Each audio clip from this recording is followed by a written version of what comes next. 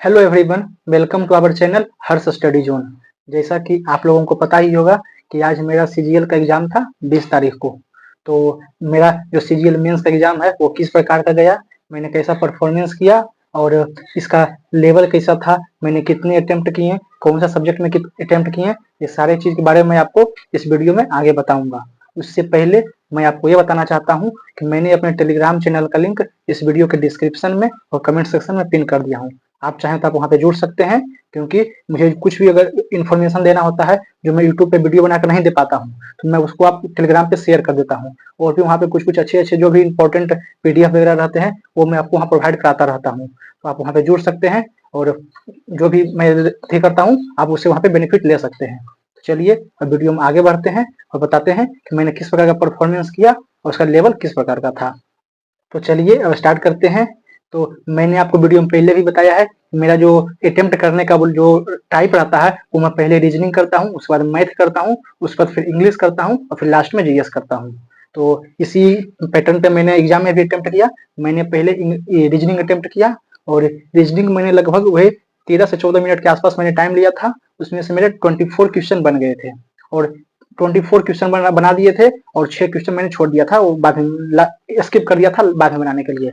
और फिर जैसे ही मेरे पास 47 या 46 मिनट के आसपास था तब मैं आ गया था मैथ पे। फिर मैथ पे मैंने एक गो थ्रू में 25 क्वेश्चन बनाया हूँ।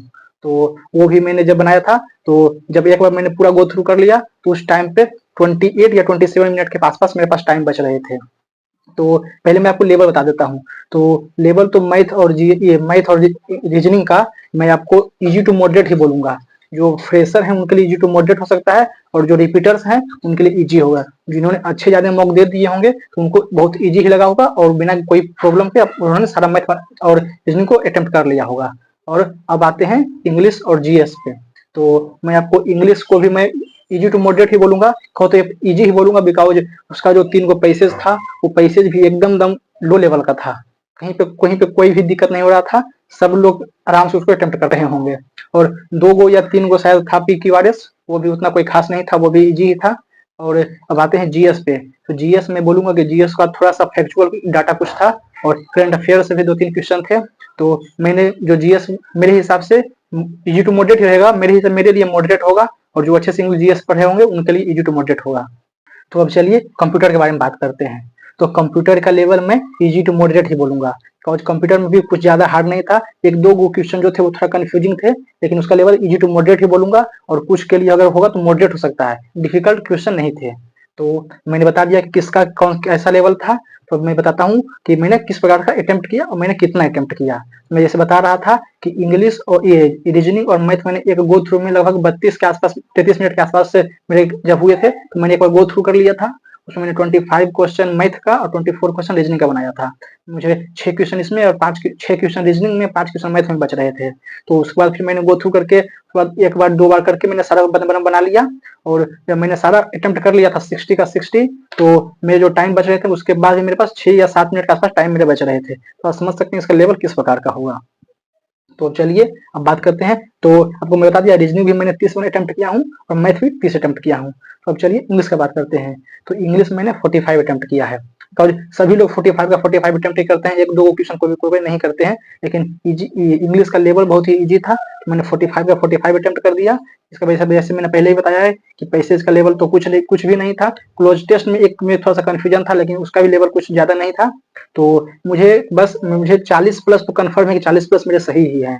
और 1-2 गो जो है, एक शायद था मिस स्पेल्ड वर्ड, उसमें कुछ लोग बोल रहे थे उसमें कंफ्यूजन था। और 1-2 गो मेरे एक 40वां करके था कोई साइनोनिम्स, तो उसमें मुझे थोड़ा सा प्रॉब्लम लग रहा है। वही 1-2 गो वोकैब में ही है जिसमें मुझे 1-2 गो में दिक्कत लग रहा है। ऐसे मुझे आशा है कि 41 के आसपास मेरे सही होने चाहिए, और भी ज्यादा हो सकते हैं, लेकिन 41 के आसपास तो जरूर सही होने चाहिए मेरा इंग्लिश में। तो इंग्लिश का भी लेवल तो इजी था। तो चलिए अब बात करता हूँ जीएस का, कि मैंने जीएस में कितना अटेम्प्ट किया, उसका किस प्रकार का मैंने अटेम्प्ट किया। तो जीएस जो मुझे आते थे, जो कि मेरे नॉलेज में थे, वो मैंने 11 से 12 के आसपास मैंने अटेम्प्ट किया हूँ, जो मुझे आते थे एकदम एक्यूरेट। और उसके अलावा मैंने कुछ तुक्का लगाया हूँ। तो जीएस में मैंने 23 अटेम्प्ट किया हूँ, 2 अटेम्प्ट नहीं किया हूँ। तो अब जैसे मैं पहले ही हमेशा बोलता हूँ कि अगर आपको अच्छी पोस्ट चाहिए, अच्छे नंबर चाहिए, तो जीएस में कुछ तो आपको तुक्का भी लगाना ही पड़ेगा, बिकॉज अगर जीएस में आप तुक्का कुछ नहीं लगाते हैं तो आपका नंबर ज्यादा नहीं आएगा। तो मैंने उसके लिए कुछ तुक्का भी लगाया है, उसमें से कुछ सही भी होंगे, कुछ गलत भी होंगे, और तुक्का तो हमेशा सही नहीं जाता है। तो जीएस का मैं लेवल तो बोलूंगा कि मॉडरेट मेरे लिए ही था, और तो जीएस मैंने 23 अटेम्प्ट किया, 2 अटेम्प्ट नहीं किया। तो चलिए बात करते हैं कंप्यूटर का। तो कंप्यूटर मैंने 20 का 20 अटेम्प्ट किया हूँ। तो कंप्यूटर में मेरे मुझे लगभग 12 के आसपास जो थे मुझे आते थे, और कुछ मैंने उसमें भी तुक्का लगाया है। तो उसमें कुछ एक दो क्वेश्चन जो थे, एक इंडेंट करके थे, शॉर्टकट पूछा हुआ था। ये सब तो बहुत इजी क्वेश्चन दिया हुआ था। एक वायरस से रिलेटेड था कि इन्फेक्टेड वायरस के आसपास का था, तो वो भी रिलेटेड एकदम इजी ही था। कुछ क्वेश्चन बहुत इजी थे और कुछ एक दो को कंफ्यूजिंग क्वेश्चन थे उसमें। तो रीजनिंग में मैंने 30 का 30 अटेम्प्ट किया हूँ, मैथ में भी मैंने 30 का 30 अटेम्प्ट किया हूँ, और इंग्लिश में मैंने 45 का 45 अटेम्प्ट किया हूँ, और जीएस में मैंने 23 अटेम्प्ट किया हूँ, 2 अटेम्प्ट नहीं किया हूँ, और मैंने कंप्यूटर में भी 20 का 20 अटेम्प्ट किया हूँ। चलिए अब देखते हैं कि कितना नंबर आता है। मेरा तो आशा है कि मुझे 300 प्लस नंबर आने चाहिए, और देखिए कितना नंबर आता है। मैं इस टेस्ट ओवरऑल जो टेस्ट था उसका मैं इजी टू मॉडरेट ही लेवल बोलूंगा, इसको मैं मॉडरेट नहीं बोलूंगा, इजी टू मॉडरेट ही बोलूंगा, वो भी जो फ्रेशर है उनके लिए, और जो रिपीटर है उनके लिए इजी रहेगा। तो अब बात करते हैं टाइपिंग का। तो टाइपिंग जैसे आपको पता ही होगा, पहले 10 मिनट का एक आता है टाइपिंग, आप मॉक दे सकते हैं, उसके बाद 15 मिनट का इसमें टाइपिंग आता है। तो आपको कुछ लोग मुझे मैसेज भी कर रहे थे, कुछ लोग मैंने मुझे पर्सनल मैसेज भी किए हैं कि जो 18 तारीख का एग्जाम था उसमें टाइपिंग बहुत ही घटिया गया है, बहुत खराब गया है। तो और उसमें अनलिमिटेड पैराग्राफ था, अनलिमिटेड जितना आप टाइप कर सकते हैं उतना टाइप कर सकते थे। तो कुछ लोग उसमें मैसेज की ईमेल किए एसएससी को, उन्होंने इस गलती को सुधार लिया है, और इसमें जो उन्होंने किया है इसमें लगभग 2000 के आसपास ही कीवर्ड थे, जो पहले हमें साथ होते थे उसी प्रकार का इसमें भी था। तो 10 मिनट के जो मॉक टेस्ट होते हैं, मॉक टाइपिंग जो होते हैं, उसमें मैंने 1895 कीवर्ड टाइप किया था। तो 5 मिनट के बाद रेस्ट मिलता है, तो फिर से जो एक्चुअल टाइपिंग होता है वो 15 मिनट का होता है। तो मैं वो जो टाइपिंग था वो मैंने लगभग 5 मिनट 7 सेकंड पहले मैंने कंप्लीट कर लिया था। तो 2007 वर्ड मैंने उसमें टाइप किया हूँ।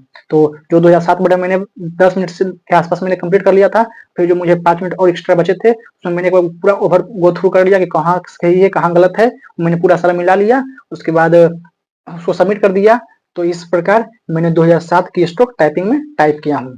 तो मैंने जो ये रिव्यू दिया आपको, मैं आशा करता हूँ कि आपको ये अच्छा लगा होगा, और आपने कितना क्वेश्चन अटेम्प्ट किया और आपने कितना टाइप किया है और कौन सा सब्जेक्ट में कितना अटेम्प्ट किया, और ये भी आप बता सकते हैं, और आपने की स्ट्रोक कितना टाइप किया वो भी आप कमेंट में बता सकते हैं। ओके, तो अगर वीडियो अच्छा लगा होगा तो वीडियो को लाइक करें, वीडियो को शेयर करें, और चैनल को सब्सक्राइब करें, जिससे कि मुझे मोटिवेशन मिलेगा। मैं आप लोगों के लिए इसी प्रकार के और इन्फॉर्मेटिव वीडियो बनाता रहूंगा। और भी आपको कुछ डाउट होगा तो आप मुझे कमेंट सेक्शन में पूछ सकते हैं, मैं आपको वहाँ पे गाइड भी कर सकता हूँ। और टेलीग्राम चैनल का मैंने लिंक वीडियो के डिस्क्रिप्शन में कमेंट सेक्शन में दे रखा हूँ, आप वहाँ पे जुड़ सकते हैं। वहाँ पे कुछ लोग मैसेज करते हैं तो मैं वहाँ पे उनको पर्सनल गाइड कर देता हूँ, अगर जिनको जिनको जरूरत होती है। तो आप मेरे टेलीग्राम चैनल से जुड़कर आप वहाँ पे बेनिफिट ले सकते हैं, और चैनल को सब्सक्राइब जरूर कीजिएगा, जिससे कि मुझे और मोटिवेशन मिलेगा और आप लोगों के लिए इसी प्रकार की अच्छी अच्छी वीडियो बनाता रहूंगा। Okay, thank you.